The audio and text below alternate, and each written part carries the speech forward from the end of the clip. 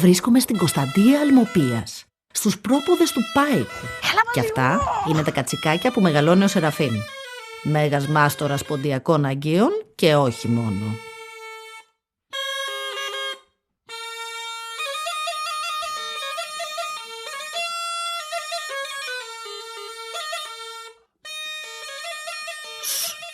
Κάτσε λίγο.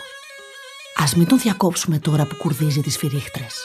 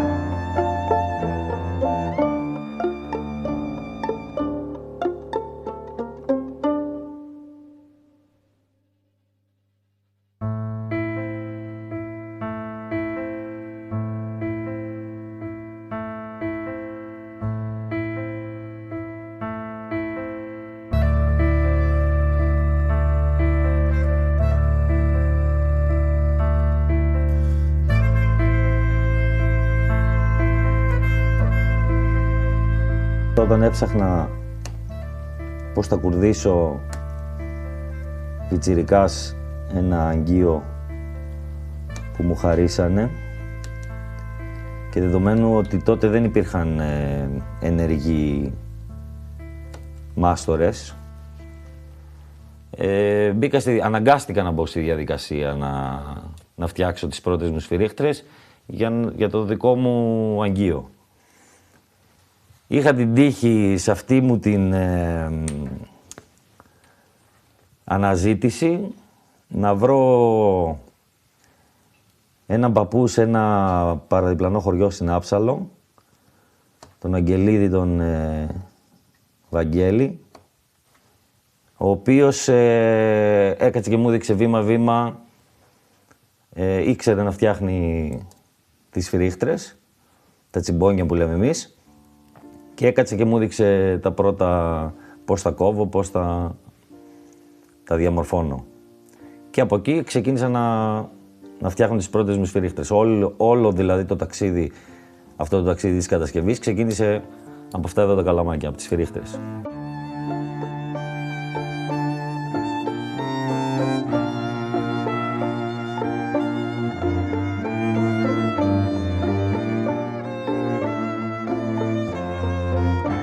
Ήρθαμε τώρα στο δάσος και αυτό που σκεφτόμουν είναι ότι κάπως έτσι ξεκινάνε όλα τα θρίλερ. Γιατί με έφερες εδώ, Θέλουμε να δείξουμε λίγο το τοπίο. Είναι υπέροχο. Που συνδέεται και με τα συγκεκριμένα όργανα που κατασκευάζω εδώ πέρα. Τι σου λέει δηλαδή, για σένα το δάσος έρχεσαι συχνά εδώ? Έρχομαι αρκετά συχνά. Ψάχνω ξύλα για την οργανοποιία. Τι ξύλα χρησιμοποιείς? Έχουμε αρκετά ξύλα εδώ στο βουνό μας. Είναι καλό βουνό. Καλό βουνό. Ναι. Έχει άγρια δαμάσκηνα, έχει κέδρα, έχει αγριοκάριδα που χρησιμοποιώ. Έχω βρει πιξάρια.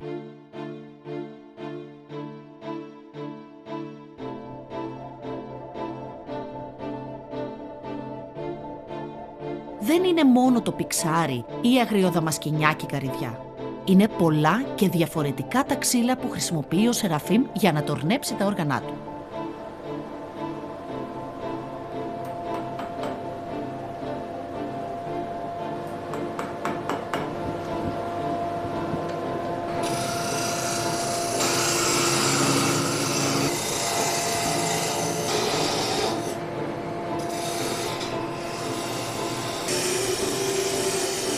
Στην οργανοπία προτιμάμε τα σκληρά ξύλα και σκληρά συνήθως είναι τα άγρια. Γενικά δουλεύουμε όμως, προτιμάμε τα σκληρά ξύλα και δουλεύουμε τα σκληρά ξύλα γιατί αντανακλούν τον ήχο καλύτερα. Κοιτάμε διάφορα στοιχεία, ας πούμε, του καιρού κυρίως, όταν θα κόψουμε τα ξύλα. Πάντα τα κόβουμε στα πολύ δυνατά τα κρύα. Ιανουάριο συνήθως εγώ την κάνω αυτή τη δουλειά. Για να έχουν τους χυμούς τους τα δέντρα κάτω. Λόγω του κρύου κατεβάζουμε τους χυμούς για να μην παγώσουν. Οπότε είναι η ιδανική εποχή για να μην έχει τόσους χυμούς μέσα το ξύλο και έτσι να έχουμε λιγότερες πιθανότητες σκασίματος.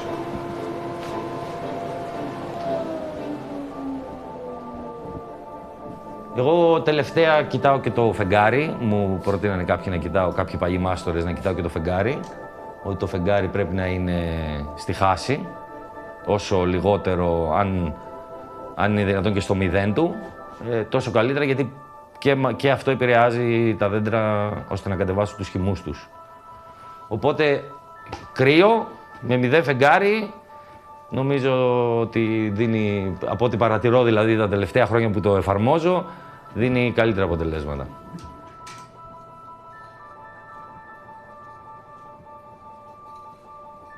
Και αυτό που κάνουμε στον τόρνο είναι να δώσουμε την εξωτερική μορφή του οργάνου, της σκάφης. Το οποίο είναι το κυρίως όργανο που μπαίνει στον ασκό. Εδώ πέρα μετά θα το σκάψω, θα το αδειάσω, θα του βάλω μέσα αυλούς, σφυρίχτρες, θα γίνει το κυρίως όργανο. Αυτό είναι που μπαίνει στον ασκό και είναι η βασική πηγή του ήχου. Η συγκεκριμένη σκάφη είναι ποντιακή, το δείχνει αυτό η καμπάνα, το σχήμα της καμπάνας, σε αντίθεση με την κρητική, η οποία είναι πιο μακριά καμπάνα, και με κάποιες νησιώτικες, οι οποίες η καμπάνα είναι από κέρατο.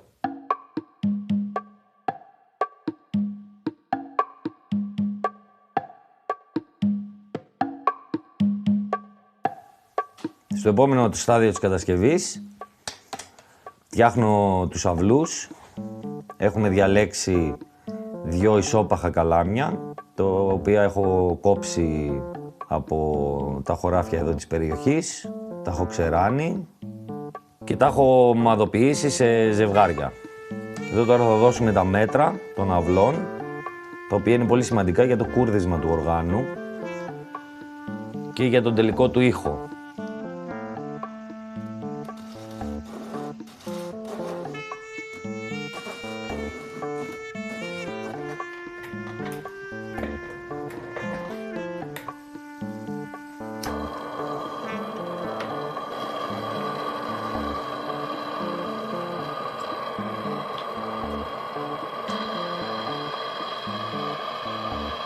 Ξεκίνησα ποντιακή λύρα από 7 χρονών. Μέχρι από τα 10 μου άρχισα να ξυλοφανίζομαι και σε πατάρια. Ναι, ναι. Οπότε είχα σχέση από μικρός με την παράδοση. Και πώς σου κάτσε ρε παιδί, με 7 χρονών θέλω να πω τα περισσότερα παιδάκια άντε να παίξουν τρίγωνο τα Χριστούγεννα δηλαδή. Εσύ πώς το πήγες έτσι? Εντάξει, εδώ τα ποντιάκια είναι λίγο πιο hardcore από μωρά. Δηλαδή τα βλέπεις ότι νταούλη, λύρα, αγγείο.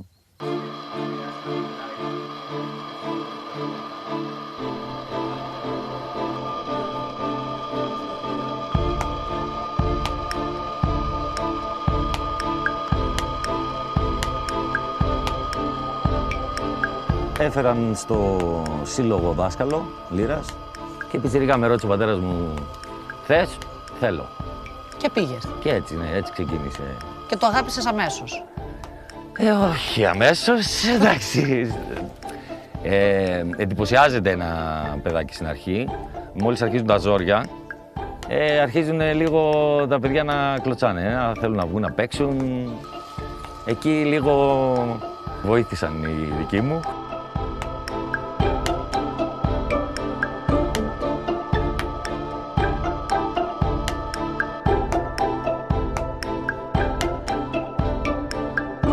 Οκ, οπότε ξεκινάς λοιπόν με τη λύρα, μετά πας σπουδάζεις. Έκανα και ενδιάμεσα, κάνα 2 χρόνια βυζαντινή, έκανα μερικά χρόνια, 4-5 χρόνια πιάνο. Δεν με τρέλανε. Εντάξει, όταν είσαι από την παραδοσιακή μουσική και με τη λύρα, μετά ακούγεται λίγο light το να... Κλασική. Δεν σε γεμίζει η κλασική τώρα. Λίγο flat. Τσέρνι τώρα στο πιάνο. Τσέρνι, Μπαχ, δύσκολα δάχτυλα. Θυμάμαι τώρα τον δάσκαλό μου, τον Δημήτρη τον Ουρούμη, πολύ μεγάλος μουσικός της περιοχής και δάσκαλος. Εγώ πιτσιρικάς καθόμουν στο πιάνο, ξεκινούσαμε λίγο το μάθημα. Σε κάνα δεκάλεπτο μου λέγε εντάξει, ας το πάρει τη λύρα. Βάλε μου ένα ουίσκι και εμένα. Αλλά ήταν δάσκαλος Σε πολύ στιγμάτισε. της ουσία. Δηλαδή πιστεύω ότι όλη μου η οπτική πάνω στη μουσική και η άποψή μου, η αντιμετώπιση που έχω για την μουσική προέρχεται από αυτόν τον άνθρωπο και την αντιμετώπιση. Ότι η μουσική δεν είναι κάτι που γίνεται με το μυαλό, αλλά γίνεται αποκλειστικά και μόνο με την καρδιά. Δηλαδή καρδιακή προσέγγιση της μουσικής 100%.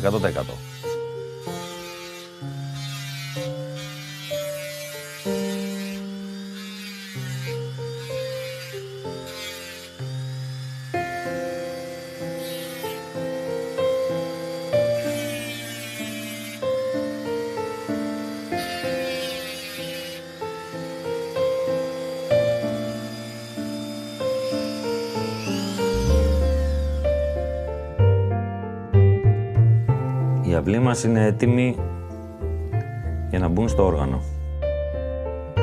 Μετά τους αυλούς, πάμε να κόψουμε σφυρίχτρες και να χαράξουμε γλωσσίδια.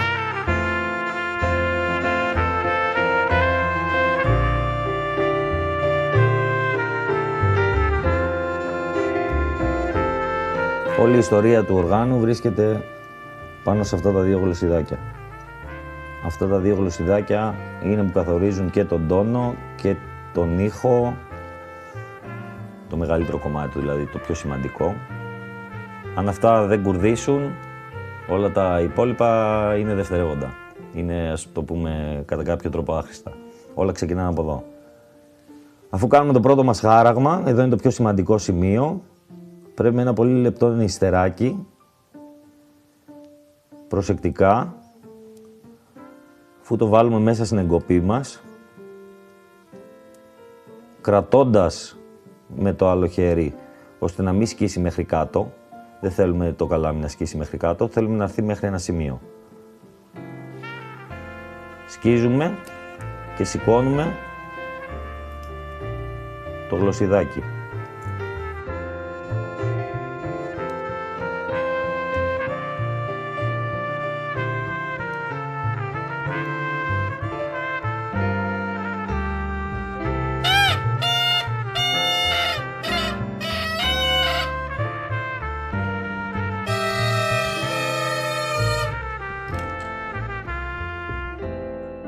Έφυγα 18 χρόνια για σπουδές, στην Άρτα.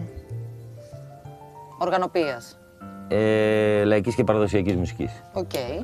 Γνώρισα εκεί ένα πολύ καλό φίλο και μουσικό και τσαμπουνιέρι και κατασκευαστή, τον Νίκο τον Τζαντάνη. Αγαπηθήκαμε και οι δύο, ναι, τρελοί με το όργανο και με την κατασκευή του. Ο Νίκος ήξερε να φτιάχνει δέρματα, μου μάθε να φτιάχνω δέρματα. Πειράματα εκεί, θυμάμαι, μέσα σε κουζίνες, μέσα σε σαλόνια, μέσα σε καλάμια, μέσα στο σπίτι, τομάρια, στα πατώματα. Φοβερή φάση.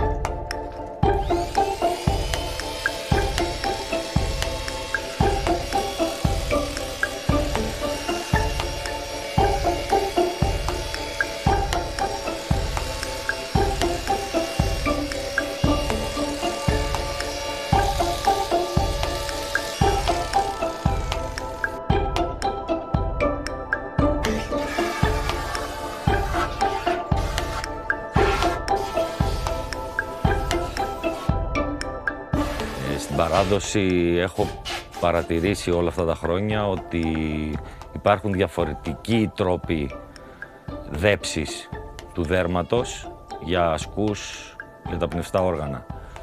Ανάλογα τον τόπο, έχω βρει διαφορετικές τεχνικές με διαφορετικά υλικά. Εξάλλου υπάρχουν πάρα πολλοί τρόποι, είτε με αλάτι, είτε με ασβέστη, να βγάζουν το μαλλί απάνω από το δέρμα. Υπάρχει τρόπος δέψης και με έλαια, υπάρχει τρόπος δέψης και με καπνό, υπάρχουν πάρα πολλοί. Αυτό που χρησιμοποιώ εγώ είναι με τη μέθοδο του αλατιού.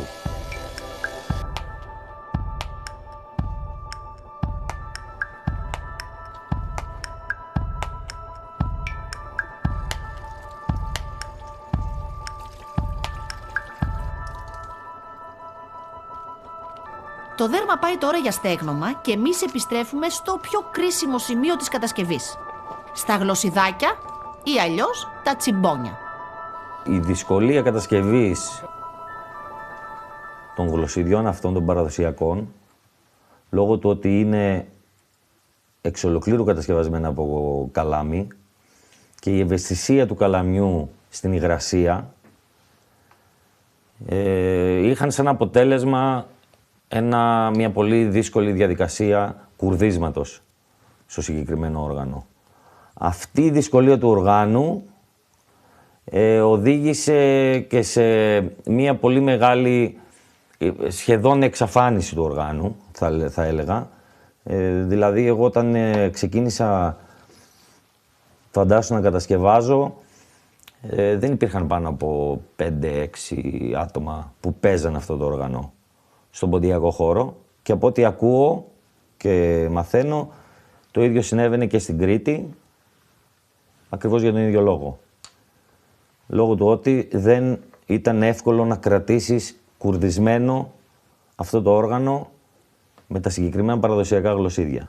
Αυτό οδήγησε διάφορους κατασκευαστές ανά τον κόσμο και εμένα να ακολουθήσω και να κατασκευάσω συνθετικά γλωσσίδια.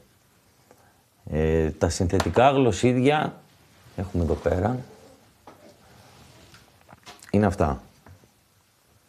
Είναι πάλι το γλωσσιδάκι του είναι καλαμένιο, για να μην έχουμε μεγάλη απόκλιση στη χρειά. Αλλά το σώμα του είναι κατασκευασμένο από συνθετικά υλικά, πλαστικό. Με αυτόν τον τρόπο καταφέραμε να μειώσουμε την επιρροή από την υγρασία. Θα το ακούσουμε και λίγο.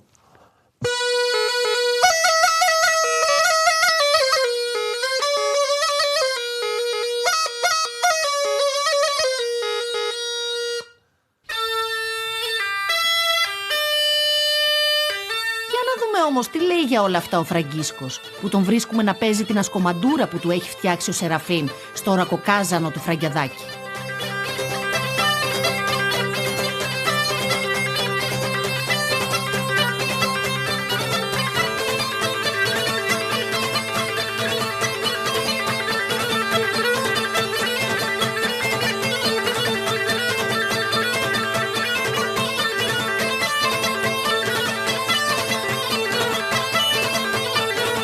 Μία ασκομαντούρα για να είναι όπως τη θέλω, πρέπει, αφού παίζουμε με τα όργανα, το λαούτο ας πούμε και τη λύρα με το βιολί, πρέπει να είναι κουρδισμένη πάρα πολύ καλά, οι νότες της όλες να είναι στη νότα που πρέπει, αλλά θα ήθελα ακόμα να είναι, ας πούμε, έτσι και πιο μπασάτη,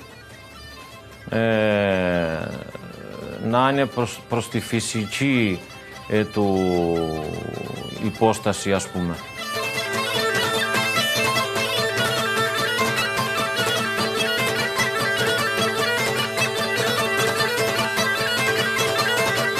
Όταν παίζω την ασκομαντούρα νιώθω πολύ, ας πούμε, υπερήφανος εισαγωγικά για τον τόπο που ζω, για τους ανθρώπους, τα ήθη, τα έθιμά μας.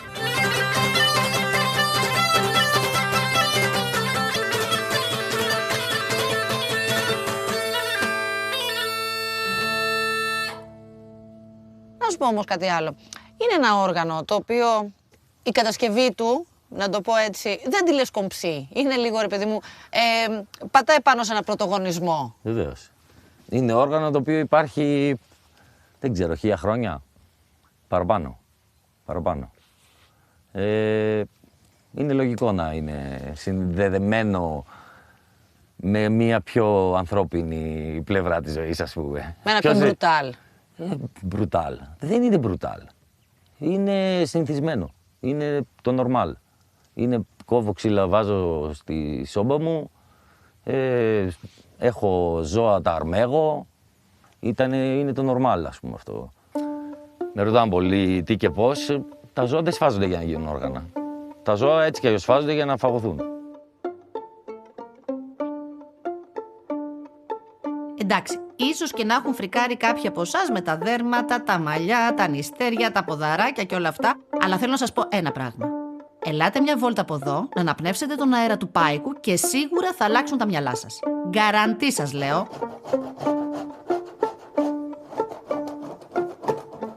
Αφού τελειώσει αυτή η διαδικασία και πλύνω το δέρμα, στη συνέχεια κάνουμε όλους τους κόμπους από μέσα, ώστε εξωτερικά να μην φαίνεται κανείς. Το επόμενο στάδιο του είναι να δέσουμε πάνω στα μπροστινά πόδια το επιστόμιο ή φυσερό, με το οποίο γεμίζουμε με αέρα τον ασκό, και στο άλλο πόδι του ζώου θα προσαρμόσουμε αυτό το βαρελάκι, στο οποίο πάνω θα κουμπώσει το όργανό μας.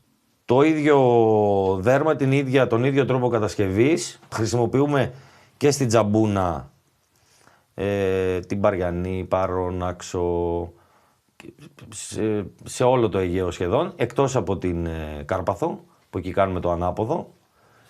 Και στην Κρήτη, στην ασκομαντούρα της Κρήτης, πάλι χρησιμοποιούμε ακριβώς τον ίδιο τρόπο.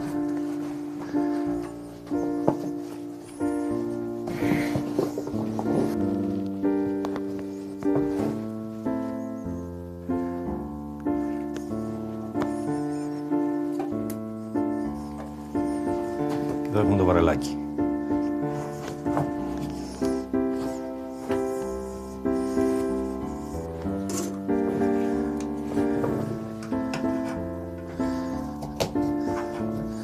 Και ο σκός μας είναι έτοιμος.